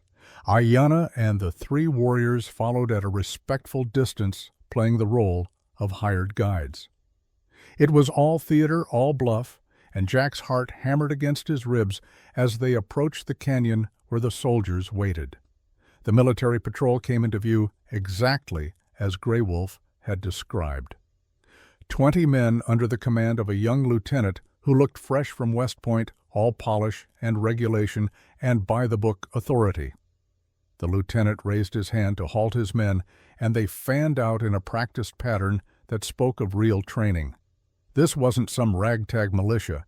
These were professional cavalry, and that made them both more dangerous and potentially more susceptible to a confident bluff. "Hold there," the lieutenant called out, his voice carrying the flat authority of someone used to being obeyed. "State your name and business." Jack reined in his horse, making the movement casual, unhurried. Jack Thornton, formerly attached to the 3rd Cavalry as a civilian scout, currently under contract to track Apache renegades in cooperation with Colonel Blackwood's operation. "These are my guides. We're heading south to check reports of movement in that direction." It was a beautiful lie, specific enough to sound real, official enough to demand respect. The lieutenant's eyes narrowed, assessing, calculating. Jack could see the young man's mind working, trying to decide if this grizzled rider was who he claimed or something else entirely. "I wasn't informed of any civilian contractors operating in this sector," the lieutenant said, and his hand drifted toward his sidearm, not threatening yet, but ready. "Wouldn't expect you to be," Jack replied, keeping his voice level and slightly condescending, the way a veteran might speak to a green officer. Colonel Blackwood keeps his operations compartmentalized. Need-to-know basis helps prevent information leaks to the targets we're tracking. The lieutenant didn't like being talked down. Jack could see that in the tightening of his jaw, but he also couldn't immediately discount what Jack was saying. It was exactly the kind of thing a man like Blackwood would do, keeping civilian assets secret from regular military to maintain operational security. "These Apache with you," the lieutenant said, gesturing toward Ayana and the warriors. "They're cleared for this operation." "Best trackers in the territory," Jack said. "Colonel Blackwood personally approved their hire. You want to question his judgment? Lieutenant, you're welcome to ride back and ask him yourself, but that'll put you about 3 days behind schedule on your patrol, and I'm guessing he won't appreciate the delay." It was a calculated risk, invoking Blackwood's name and authority, while also making it inconvenient to verify. The lieutenant was young but not stupid, and Jack could see him working through the logic, trying to decide if the risk of letting them pass was greater than the risk of delaying his mission to check credentials. Finally, the lieutenant nodded, though his expression remained suspicious. "Proceed, but I'll be reporting this encounter to Colonel Blackwood at my next check-in. If your story doesn't match his records, he'll know where to find you." "Wouldn't expect anything less," Jack said, tipping his hat in a gesture that was just respectful enough not to be insulting. "Good hunting, Lieutenant." They rode past the patrol, every muscle in Jack's body tense, waiting for the shout or the gunshot that would mean the bluff had failed, but it didn't come. The soldiers watched them go, suspicious, but not certain enough to act, and within 10 minutes they'd rounded a bend that put rock between them and the patrol. "Keep riding," Jack said quietly. "Not fast enough to look like we're running, but fast enough to put distance between us and any second thoughts that Lieutenant might have." They maintained that careful pace for another hour before Grey Wolf finally allowed them to stop in a narrow defile that offered good cover and sight lines in all directions. Jack dismounted his legs, shaking slightly from the adrenaline crash, and found Ayana looking at him with an expression that might have been admiration. "That was either very clever or very lucky," she said. "Little of both," Jack admitted. "Mostly I was terrified." "You did not show it. You spoke with the authority of truth even while lying." She paused. "Where did you learn to do that?" "Poker mostly," Jack said, and despite the tension, despite the danger, he found himself grinning. "Though I should mention I'm terrible at poker, lost more money than I care to remember. Guess I finally found a use for all those expensive lessons in bluffing." The absurdity of it seemed to strike them all at once, and suddenly they were laughing, tension breaking in waves of slightly hysterical mirth. It wasn't particularly funny, but they'd just talked their way past 20 armed soldiers while carrying the very document those soldiers had been sent to find and destroy. And if that wasn't worth laughing about, nothing was. As the sun began its descent toward the western horizon, painting the desert in shades of gold and crimson, they made camp in the shelter of an overhang that would hide their fire from casual observation. Grey Wolf and the other warriors took up watch positions while Jack and Ayana prepared the simple meal of dried meat and journey bread that would have to sustain them. "Tell me about your ranch," Ayana said as they worked. "The one that burned. What was it like?" Jack thought about Blackwater Creek, about the home he'd built from nothing over 9 years of hard work and hope. "It was supposed to be my fresh start. After I left the Army, after my wife died, I wanted somewhere I could be alone and quiet. Build something instead of destroying things. Raise cattle, maybe horses. Live a simple life and try to forget the complicated one I'd left behind." "Did it work? Did you forget?" "No," Jack admitted. "You can't forget, not really. Best you can do is learn to live with the memories, build new ones to balance against the old. The ranch was good for that. Honest work, clean work, the kind that leaves you tired at the end of the day, but satisfied. It was a good life. You grieve for it." "I do, but not as much as I thought I would. Funny thing is, these past few days running and fighting and probably heading toward my death, I've felt more alive than I did in all those years of peaceful ranching. Like maybe I needed this. needed a cause worth fighting for to remember who I was supposed to be. Ayana was quiet for a moment, her hands still busy with the preparations. When she spoke again, her voice carried a weight that made Jack look up from his work. Dakota told me once that a man is not defined by the peace he makes, but by the battles he chooses to fight. That you can know the measure of a person by seeing what they will sacrifice for others. She met his eyes. I think he would have liked you, Jackson Thornton, would have called you brother. The words hit Jack harder than he'd expected, carrying with them a validation he hadn't known he needed. To be accepted by the husband of the woman he was beginning to love, even posthumously, felt like a blessing and a permission both. I wish I could have known him, Jack said honestly. From everything I've heard, he was a better man than most I've served with. He was good but not perfect. No man is. He could be stubborn, too certain of his own rightness sometimes. We argued often about whether peace with the white man was possible. I said no, that your people would never honor their agreements. He said we had to try, that giving up hope was the same as accepting defeat. Her voice softened. In the end, I was right, but I wish I had been wrong. They ate in companionable silence as night fell fully and the stars emerged in their thousands. Jack found himself thinking about paths not taken, about choices and consequences, and the strange way that terrible events could lead to profound connections. If Blackwood hadn't massacred Dakota's people, Jack would never have met Ayana. If Lily hadn't stumbled into his barn, he'd still be living his quiet, empty life at Blackwater Creek, slowly dying of loneliness and calling it peace. "Do you believe in fate?" Ayana asked, as if reading his thoughts. "That our paths are chosen for us before we walk them?" "I don't know," Jack said. "I'd like to believe we have choices, that we can shape our own lives.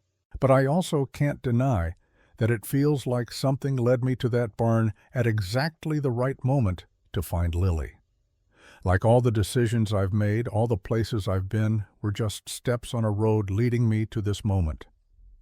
"My people believe both are true," Ayana said. "That we have the freedom to choose, but that the Great Spirit guides us toward the choices we need to make, like a river that can flow different paths but always heads toward the sea." It was a beautiful thought, and Jack held it close as the night deepened and the watch changed, and the small party of fugitives prepared for another day of running toward justice and away from death. Somewhere to the north, Lily rode with Thomas Redwing and the decoy party, drawing Blackwood's forces away from their trail. Somewhere ahead lay Santa Fe and the uncertain hope of legal justice. And here in this narrow canyon, under stars that had watched over this land for millennia, Jack Thornton found himself hoping that the path would lead not just to victory or defeat, but to a future where a broken soldier and a grieving widow might build something new from the ashes of their losses. Tomorrow would bring fresh dangers and hard miles. But tonight, for a few hours, they could rest and dream of a world where promises were kept and justice was more than just a word used by powerful men to justify their crimes. It wasn't much, but it was enough to carry them through the darkness toward whatever dawn awaited. The journey to Santa Fe took 4 more days of hard riding through country that seemed determined to kill them. They crossed alkali flats, where the sun reflected off white earth with blinding intensity, navigated slot canyons barely wide enough for a horse, and pushed through the final mountain passes as autumn's first cold began to bite at night. Gray Wolf proved invaluable, his knowledge of hidden water sources and game trails keeping them alive when the obvious routes would have led to certain death or capture. On the evening of the 4th day, they crested a ridge and saw Santa Fe spread below them, adobe buildings glowing orange in the setting sun. The territorial capital sat in a valley surrounded by mountains, looking both insignificant and impossibly important. Somewhere in those buildings was the federal land court, the place where treaties were filed and legal battles were won or lost. "We made it," Ayana said, her voice carrying wonder and exhaustion in equal measure. "We made it here," Jack corrected. "Now comes the hard part." They entered the city after dark, moving through streets that smelled of pinon smoke and cooking meat. Jack led them to a small boarding house run by a widow named Mrs. Chen, a woman who'd shown him kindness during his army days and who asked no questions when he appeared with 3 Apache companions. She gave them rooms at the back, out of sight from the street, and brought them the first hot meal they'd had in days. "Federal court opens tomorrow at 9, Mrs. Chen said, setting down plates of beef and potatoes. "Judge Harrison presides. He's fair, they say, though I don't know if that means anything when it comes to Indian affairs." Jack thanked her and waited until she'd left before speaking. "Tomorrow morning we file the treaty. Ayana and I will go to the courthouse. Grey Wolf, you and the others stay here, keep watch. If this goes wrong, if we don't come back by noon, take the treaty copy we made and get it to the nearest newspaper. Let the court of public opinion finish what we started." Grey Wolf nodded, understanding the contingency plan. They all knew the risks. Blackwood had influence in the city, connections that might reach into the courthouse itself. But they'd come too far to turn back now. Sleep came fitfully that night. Jack lay on a real bed for the first time in days and found himself unable to relax his mind, churning through everything that could go wrong. Around midnight, a soft knock came at his door. He opened it to find Ayana standing in the hallway, wrapped in a blanket against the night chill. "I cannot sleep," she said. "May I sit with you?" They sat together by the small window that looked out over the sleeping city, talking quietly about everything and nothing. About Lily riding north with Red Wing, hopefully safe.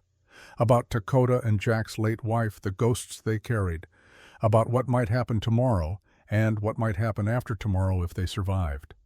"When this is over," Ayana said, as the first gray light of dawn began to touch the mountains.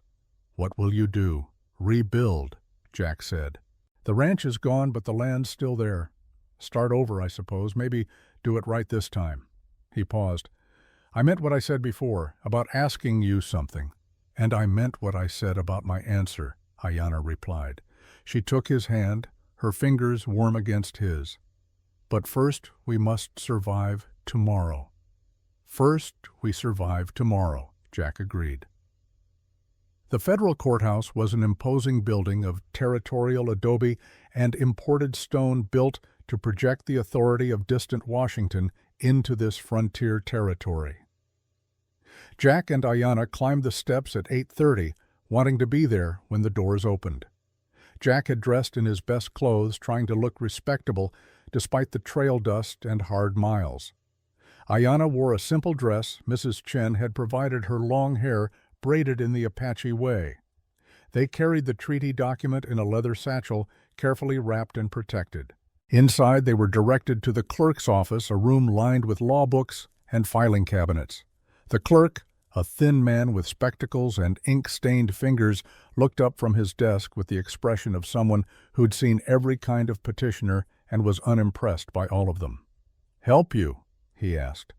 "We're here to file a land treaty," Jack said. "Original document from 1886 signed by Governor Edmund Ross and Chief Dakota of the Apache. We're requesting emergency judicial review and an injunction against federal relocation." The clerk's eyebrows rose slightly. "That's a serious filing. You'll need authenticated documentation, witness statements, and a filing fee of $20. Jack placed a $20 gold piece on the desk. "We have the original treaty signed and sealed. We have witnesses who can authenticate. And we have evidence of federal crimes committed to suppress this document." The clerk studied them more carefully now, his bureaucratic indifference giving way to something like interest. "Wait here," he said, and disappeared into a back room. 10 minutes passed. 15. Jack felt tension building in his chest, the sense that something was wrong. Then the clerk returned, and he wasn't alone. Behind him came a man in a fine suit, perhaps 50 years old, with a marshal's badge on his vest and eyes that had seen too much to be easily fooled. "I'm Federal Marshal Edward Kane," the man said.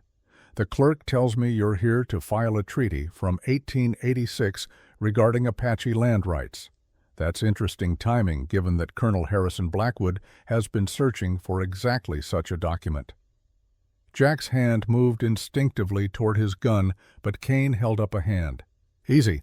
I'm not Blackwood's man. In fact, I've been investigating the colonel for the better part of 6 months." Kane gestured to a small office. "Why don't you come with me and tell me your story? All of it."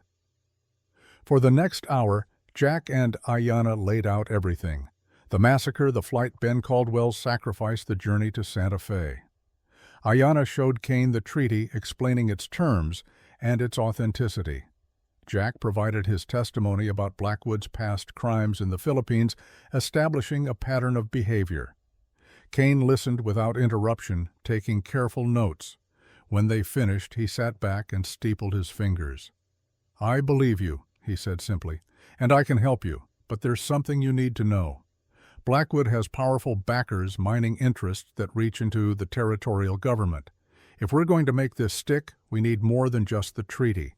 We need witnesses who can authenticate it, and we need Blackwood himself." "The treaty was witnessed by Governor Ross's brother Samuel," Ayana said. "He still lives. And Thomas Red Wing Takota's brother was present at the signing." "That's good," Kane said. "But we need Blackwood. We need to catch him in the act of trying to destroy evidence or harm witnesses." He leaned forward. "I have a proposal. Let me use you as bait." The plan was simple and terrifying. Kane would let word leak that the treaty had been filed, that witnesses were being gathered. Blackwood would have to act either to destroy the evidence or silence the witnesses. When he did, Kane's men would be waiting. "It's dangerous," Kane acknowledged, "but it's the only way to get him on charges that will stick. Attempted murder of federal witnesses, destruction of legal documents, conspiracy to defraud, crimes that can't be swept under the rug by his mining friends." Jack looked at Ayana, saw his own fear reflected in her eyes, but also determination. They'd come this far. They couldn't stop now. "We'll do it," Jack said. The trap was set for that evening. Kane placed Jack and Ayana in a safe house on the edge of town, a small adobe with a clear view of approaches from all directions. Federal marshals were positioned in nearby buildings, out of sight, but ready to move. The treaty was filed officially, and Kane made sure word reached the right ears that witnesses would testify the next morning. They didn't have to wait long. Just after sunset, a rider approached the safe house, moving cautiously. Jack recognized him immediately. Lieutenant James Carson, the young officer from the cavalry patrol, but now he wore civilian clothes and carried a white flag. Kane allowed him to approach. Carson dismounted, hands visible and empty. "I'm not here with Blackwood," Carson said when they brought him inside. "I'm here to warn you. The colonel knows you're in Santa Fe. He's gathering men planning to attack this location tonight. He's desperate, and desperate men do terrible things." "Why tell us?" Kane asked. "Because I'm done following evil orders," Carson said. "I watched him massacre civilians. I watched him burn villages. I was there when he shot Chief Takota in cold blood." His voice shook. "I have a son back in Ohio. What kind of man do I want him to see when he looks at me? Not the man I've been." Kane studied him. "You willing to testify to all this in federal court?" "Yes, sir, everything. Dates, locations, orders given. I kept a journal, documented it all, in case my conscience ever caught up with my cowardice." Carson pulled a small, leather-bound book from his coat. "It's all here." The attack came 2 hours later. Blackwood led 20 men moving in from 3 directions with military precision, but Kane's marshals were ready. The moment the first shot was fired, federal agents emerged from cover calling for surrender. Blackwood's men, caught between superior forces and facing federal charges rather than local law, threw down their weapons, all except Blackwood himself. The colonel fought his way through the cordon, making for his horse. Jack stepped out to block his path. "End of the line." "Blackwood," Jack said. Blackwood's face twisted with rage. "You should have died at your ranch, Thornton. Should have burned with it." "Maybe. But I didn't. And now you're going to answer for every civilian you've murdered, every treaty you've destroyed, every crime you've committed in the name of greed." Blackwood drew his revolver, but age and anger made him slow. Jack was faster. His shot took Blackwood in the shoulder, spinning the colonel around and sending his gun flying. Federal marshals swarmed in, taking Blackwood into custody as he screamed threats and curses. It was over in minutes. 20 of Blackwood's men arrested the colonel himself in chains, and Carson's testimony ensuring that this time the charges would stick. Kane clapped Jack on the shoulder. "You did good work here, both of you. The treaty will be authenticated tomorrow, and I'll personally see to it that it's enforced." 3 days later, Jack and Ayana stood in the courtroom as Judge Harrison reviewed the evidence. Samuel Ross, aged but clear-minded, authenticated his brother's signature and recalled the treaty signing in precise detail. Carson testified about the massacre and Blackwood's orders. The treaty map was examined by experts who confirmed its age and authenticity. Judge Harrison's verdict was clear and unequivocal. The Treaty of Blackwater Creek was valid and binding. The Apache people had legal right to 5,000 acres in the Sangre de Cristo Mountains. Harrison Blackwood would stand trial for murder conspiracy and destruction of federal documents. Reparations would be paid to the survivors. That evening, a rider arrived with news from the north. Thomas Redwing and the decoy party had successfully evaded Blackwood's forces and were riding south to Santa Fe. Lily was safe. The reunion happened on the steps of the courthouse. Ayana saw her daughter riding beside Redwing and ran to meet them, tears streaming down her face. Lily leaped from the horse into her mother's arms, and the three of them held each other as if they'd never let go. Redwing dismounted more slowly, approaching Jack with careful dignity. Then, to Jack's surprise, the Apache leader smiled and extended his hand in the white man's fashion. "You kept your promise," Redwing said. "You protected my sister. You won justice for our people. You are brother now in truth, as well as words." 2 months later, in the first snow of winter, Jack and Ayana were married in a ceremony that blended Apache traditions with territorial law. Lily stood between them, holding both their hands. Thomas Redwing gave the Apache blessing. Mrs. Chen cried happy tears. Even Marshal Kane attended, bringing news that Blackwood had been sentenced to 20 years in federal prison. They returned to Blackwater Creek in the spring of 1915, finding the land scarred by fire but still beautiful. With help from the Apache families and a handful of Jack's old cavalry friends who'd answered his call, they began to rebuild. Not just a ranch this time, but a community. Apache and white families working side by side, sharing land and water and future. By 1917, 50 people called Blackwater Creek home. A school had been built where children learned both English and Apache.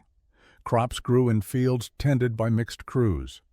Cattle bore brands that combined Apache symbols with American letters. It was a small thing, perhaps, in a world heading toward a great war, but it was real, and it was built on promises kept.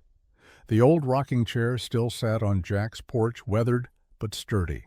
And on clear nights when the stars came out, Jack would sit there with Ayana beside him, watching Lily play with the other children, and he would think about the strange path that had brought him here. From soldier to scout to rancher to fugitive to builder of peace, every step necessary, every choice leading to this moment. And when the stars were very bright, he could almost see them. Ben Caldwell, who'd sacrificed his badge for justice. Dakota, who'd believed peace was possible. All the dead who'd paid the price for other men's greed.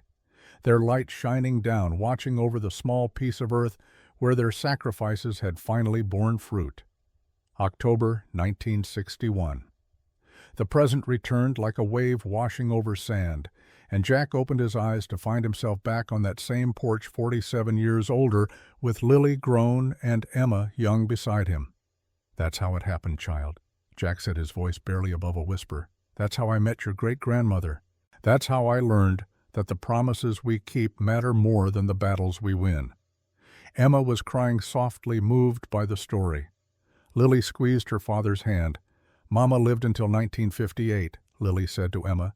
"She and Papa Jack had 43 years together. They built this place into what it is today. 150 people live here now. 3 generations, Apache and white and Mexican, all working together, all because one man kept his promise to a frightened child. Jack looked out over his land, seeing the houses and fields and people moving about their evening tasks. The sun was setting, painting everything in shades of gold. He felt tired, more tired than he'd ever been, but it was a good tired. The tiredness of a life fully lived. "Papa," Lily's voice held a note of concern. Jack smiled. "I'm all right, daughter. Just thinking about your mother, about all of them. Ben and Dakota and Thomas. The price they paid." He looked at Emma. "Remember this, child. Justice isn't something you win once and forget. It's something you build day by day, promise by promise, generation by generation." The dream catcher hung in the window behind them, catching the last light. Jack's eyes grew heavy. He thought he could hear Ayana's voice on the wind calling him home. Thought he could see Ben Caldwell standing in firelight and Thomas Redwing extending his hand in friendship. His eyes closed, the rocking chair stilled, and Jackson Thornton, who had been a soldier and a scout and a rancher and a fighter for justice, finally rested. Lily held her father's hand as the sun set over Blackwater Creek Ranch, her tears falling silently. But they were not tears of sorrow alone. They were tears of gratitude for a life well lived, for promises kept, for a legacy that would endure. The stars came out one by one, and among them perhaps shone a new light, bright and steady and true.